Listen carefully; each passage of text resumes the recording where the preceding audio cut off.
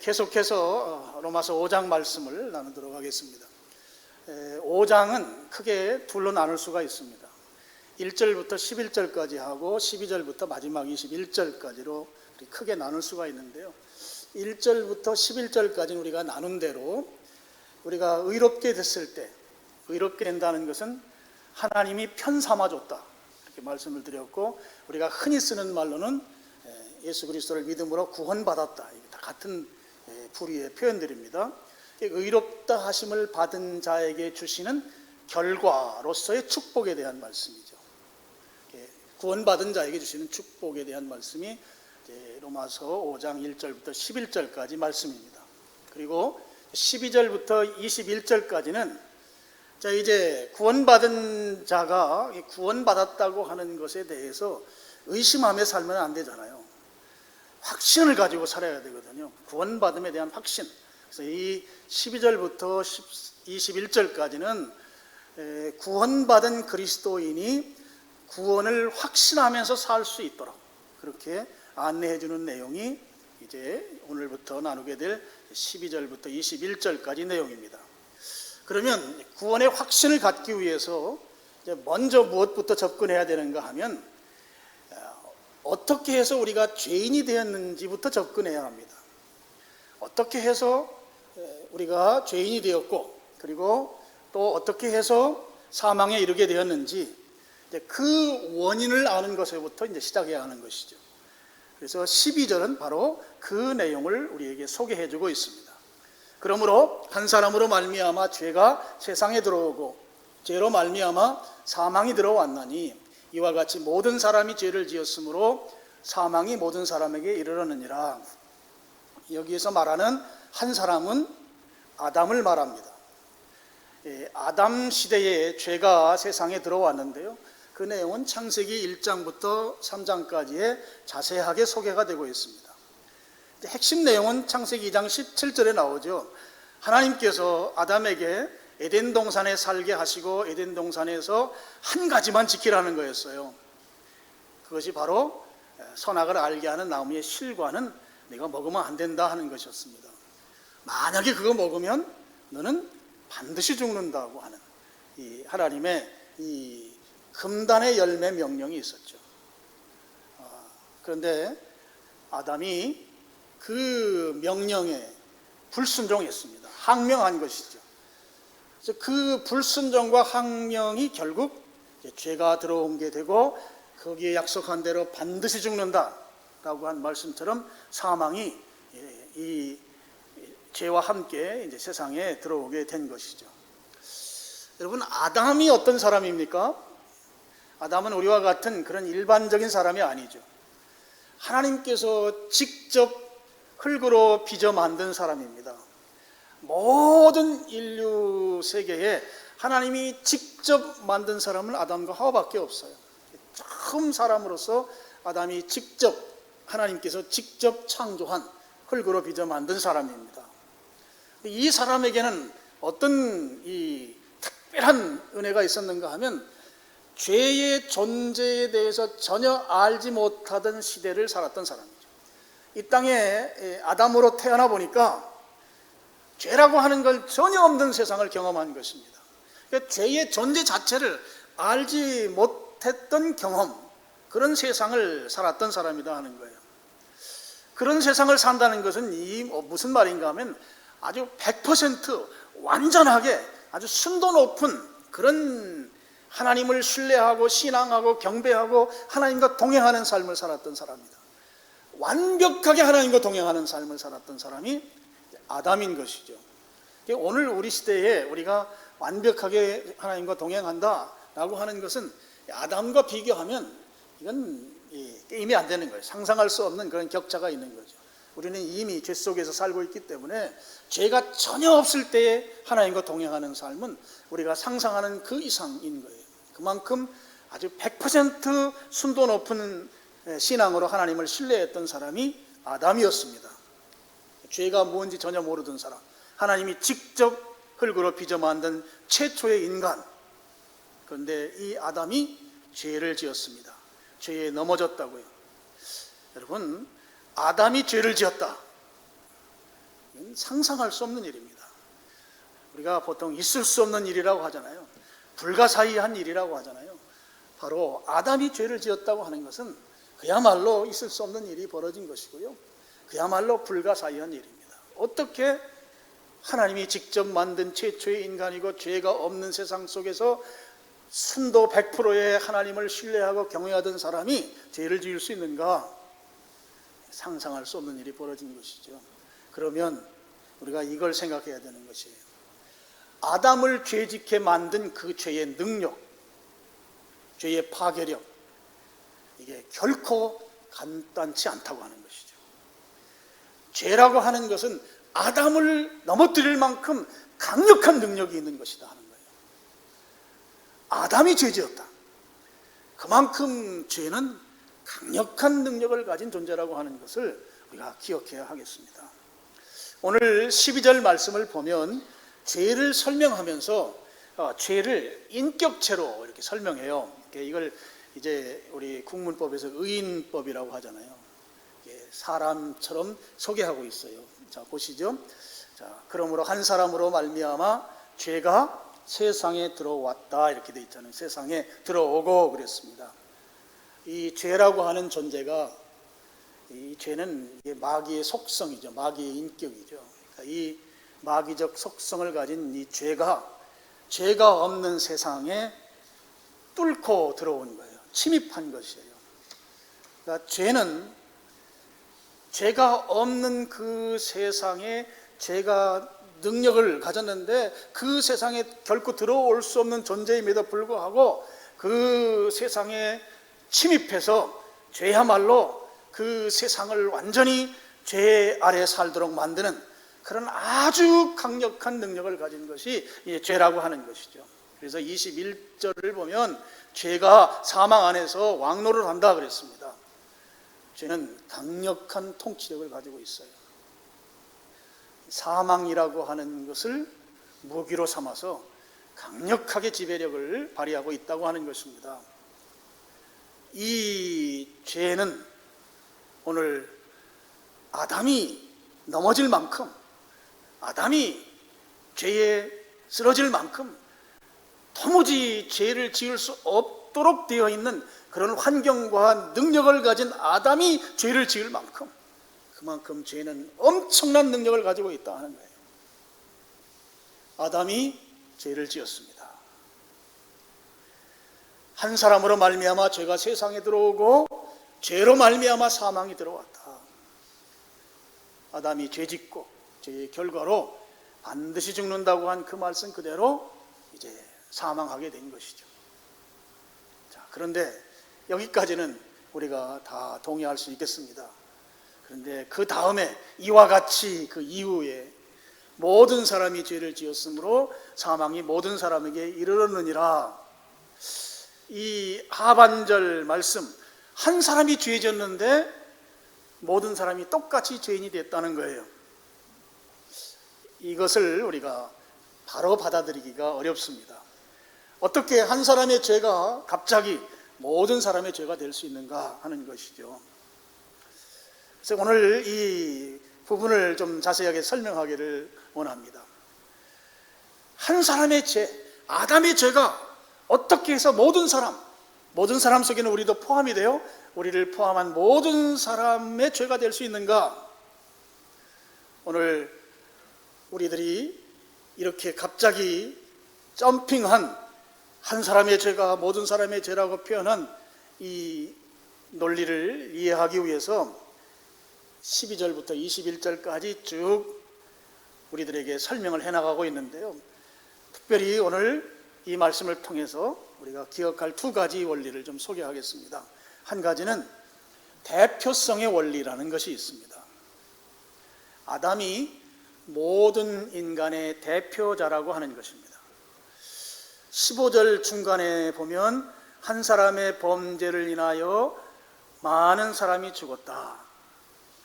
한 사람, 아담이죠. 대표자, 이 사람이 범죄로 인해서 많은 사람이 죽었다고 하는 말이 나오고요. 18절도 보면 한 범죄로 많은 사람이 정죄에 이르렀다. 또 19절도 한 사람이 순종하지 아니함으로 많은 사람이 죄인이 되었다. 이런 구절들을 통해서 이 아담이야말로 대표성의 원리, 대표자라고 하는 이제 그런 원리를 여기서 찾아낸 것입니다. 여러분, 아담이라고 하는 이름의 뜻을 아시나요? 아담이라는 말은 인간이라는 말이에요. 또는 인류라는 말이에요. 그러니까 이 대표성이라고 하는 그런 이 원리가 적용되는데 그의 이름도 아주 적당히 이제 맞습니다. 그럼 이 대표성의 원리라고 하는 거 이게 뭐냐? 예를 들면 이런 것입니다. 자, 지금 아담이 있습니다. 그리고 인격적으로 표현되고 있는 죄가 있습니다. 이 죄가 아담에게 찾아와서 이런 제안을 했어요. 자, 우리나라에 와라. 죄의 나라로 오라는 것이죠. 죄의 나라에 오면 정말 재밌다. 여러분, 죄는 재밌어서 짓는 거거든요. 죄가 재미없으면 죄 안 지을 거예요. 죄는 여러분 재미있어서 짓습니다. 우리나라 와야 제가 말하는 거예요. 우리나라에 오면 굉장히 재밌게 살 수 있다. 우리나라 오면 국적도 줄 거다. 재밌게 살고 싶으냐? 우리나라에 와라.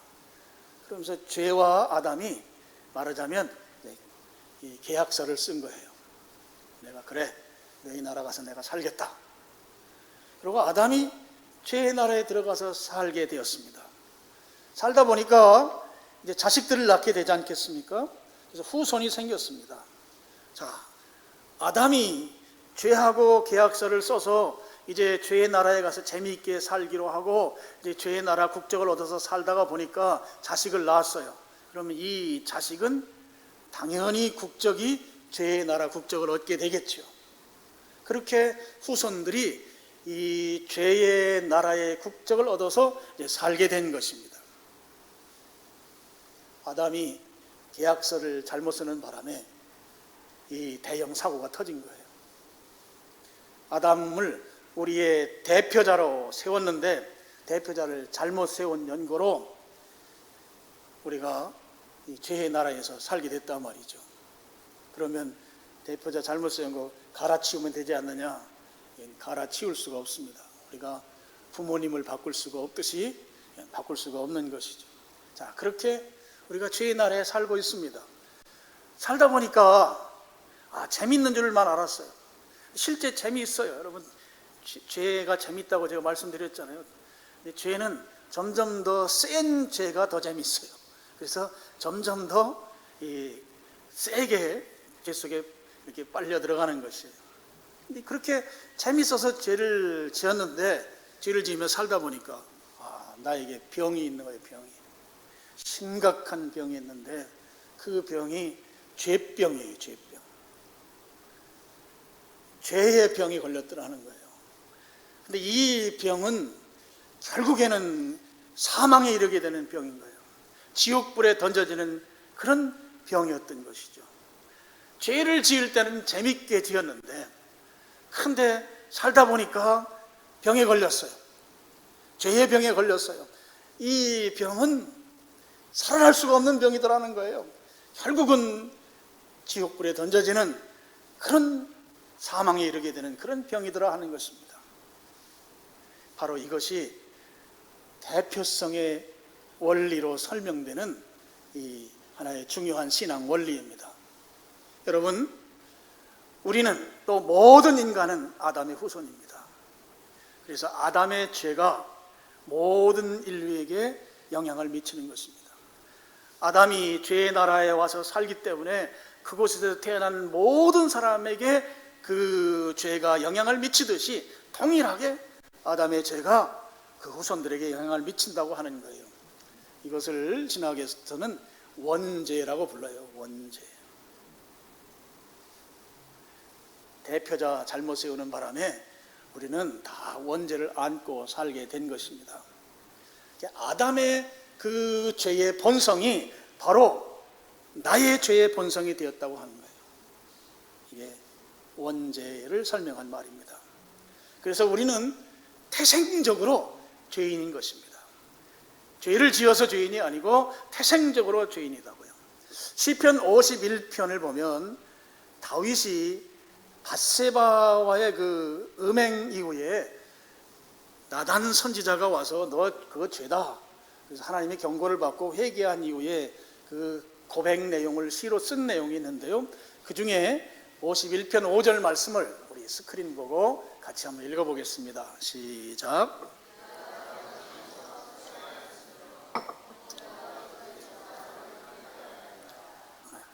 여기에 보면 임신, 잉태했을 때에도 죄 이야기가 나오고 출산했을 때에도 죄에 대한 이야기가 나옵니다.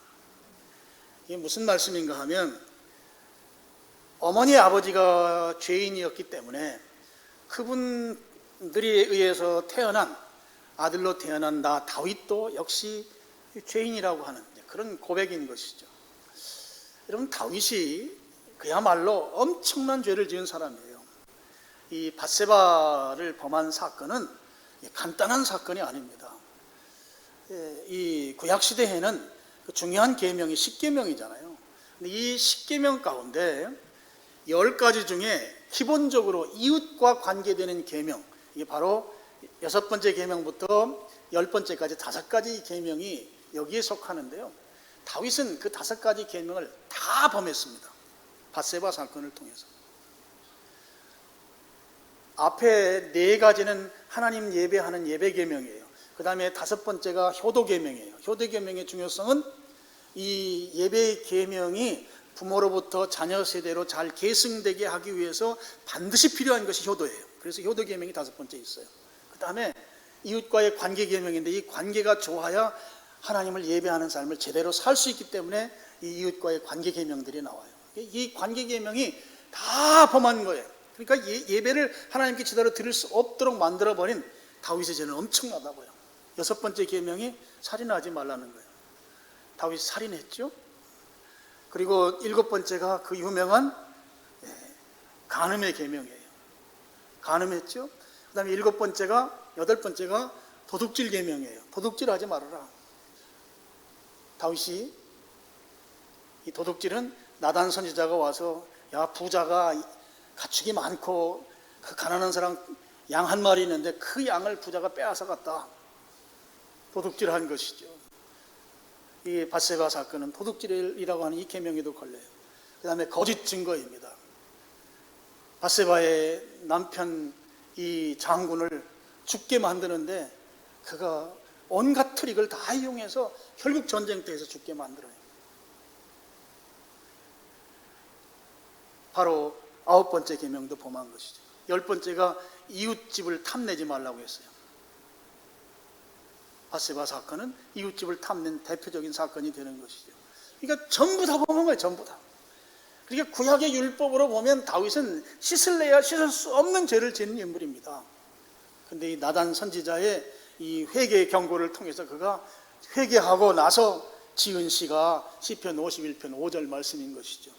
자기가 그렇게 엄청난 죄를 짓고 나서 보니까 자기가 깨달은 거예요. 나는 어머니 태중에서부터 죄인이었고 우리의 부모님도 죄인이었다 하는 거예요.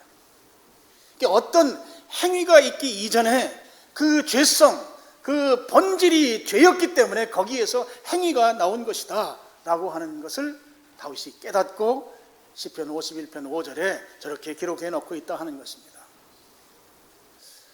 다시 말씀드리면 아주 100% 과학적으로 100% 순수한 물이 있다고 한번 봐요. 아주 맑은. 거기에 먹물 한 방울을 떨어뜨렸어요. 그러면 그 먹물을 희석시키기 위해서 아무리 많은 순수한 물을 공급해도 그곳은 그 물은 100% 과학적으로 순수한 물로 돌아갈 수 없습니다. 그래서 그 속에 사는 사람은 100% 순수한 물을 이제 마실 수가 없는 것과 같은 것이죠. 바로 이 우리 속에 있는 이 죄성이라고 하는 이 원죄의 이론이 바로 이 순수한 물의 그 오염으로 우리가 또 이해할 수 있겠습니다. 아담이라고 하는 사람이 우리 모든 인간의 대표자가 돼서 그가 죄와 결탁함으로 그가 가진 그 죄성이 오늘 우리에게 유전되어서 오늘 우리가 그 속에서 살아가고 있는 죄인이라고 하는 것이 우리에게 적용된다고 하는 것이 첫 번째 대표성의 원리 속에 오늘 말씀이 우리가 죄인이라고 하는 것을 갑자기 건너뛴 것이 그런 것이 아니다 하는 것으로 이렇게 설명할 수가 있겠고요. 자, 두 번째로 또 한 가지, 아담의 죄가 곧 우리의 죄가 된다고 하는 원리가 하나 있는데요. 오늘 설교 제목입니다. 죄의 전가의 원리입니다. 이 전가시킨다고 하는 말을 우리가 쓰잖아요. 어떤 다른 대상에게 내가 가지고 있는 것을 떠넘기는 것을 말하죠.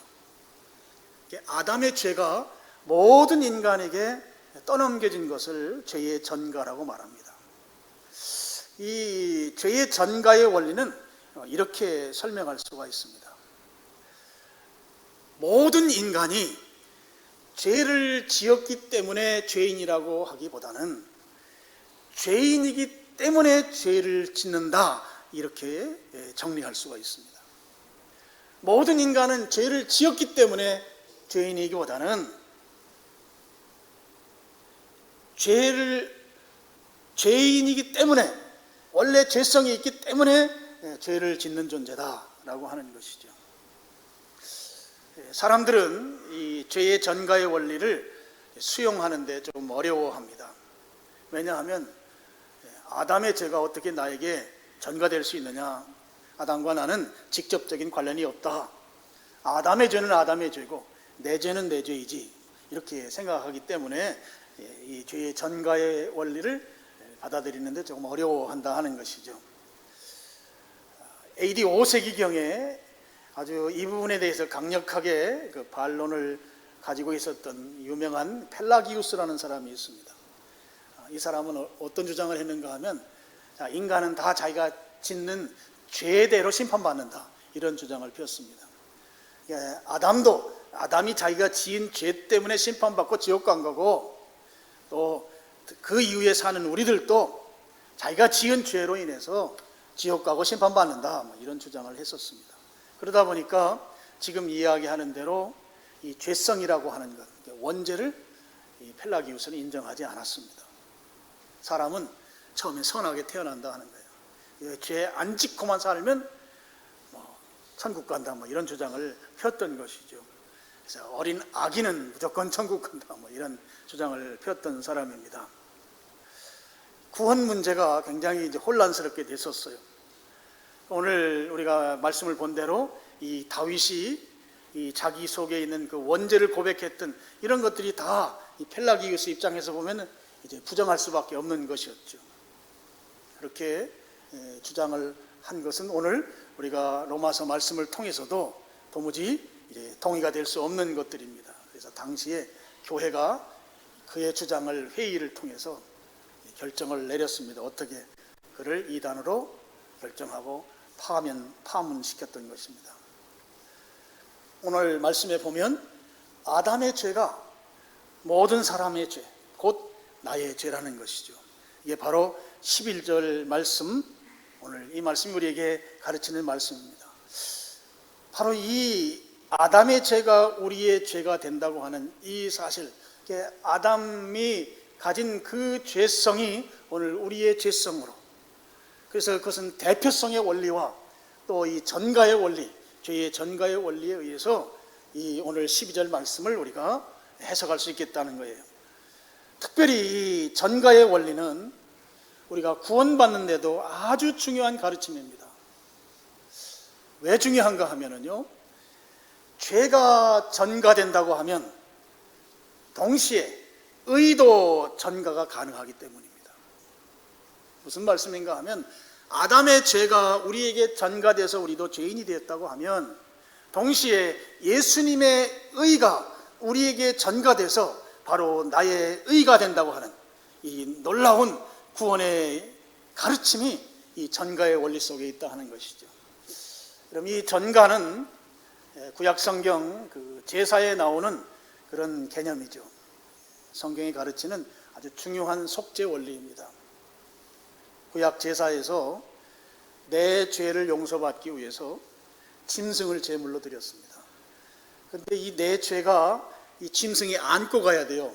그래서 짐승에게 전가시키는 게 중요합니다. 전가시키기 위해서 어떻게 하는가 하면 안수합니다. 내가 내 죄를 짐승에게 떠넘기기 위해서 그 짐승의 머리에 손으로 올려놓고 내 죄를 또 안고 가라, 이렇게 안수를 한다는 것이죠. 그렇게 해서 죄를 전가시킵니다. 그렇게 죄를 전가받은 그 짐승은 이제 이 속죄로 드리는 제물은 제물을 드린 당사자가 그 짐승을 잡아요. 당사자가. 이렇게 짐승을 잡으면서 그 짐승이 무슨 죄가 있어요. 근데 내 죄 때문에 내가 지금 그 짐승을 잡아서 피를 받아가지고 드린단 말이죠. 그러니까 그 짐승을 잡으면서 내 죄에 대한 경각심, 죄의 참혹함, 이런 것을 얼마나 반성하며 생각하겠습니까? 그런 의도가 희생제사 속에 저는 있다고 생각해요. 이 짐승을 본인이 잡아서 헌물로, 제물로 드리거나 아니면 그 짐승을 광야로 내보내요. 아사셀이라고 하죠. 광야로 내보내서 광야는 먹을 거 아무것도 없습니다. 광야 나와서 굶어 죽거나 아니면 맹수에게 잡혀 죽거나 그렇게 죽도록 두 가지 방법을 써서 이 죄의 전가하는 이 문제를 제사법에서 해결했던 것이죠. 오늘 이 전가가 우리가 의롭게 되는 데도 중요한 교리라는 거예요.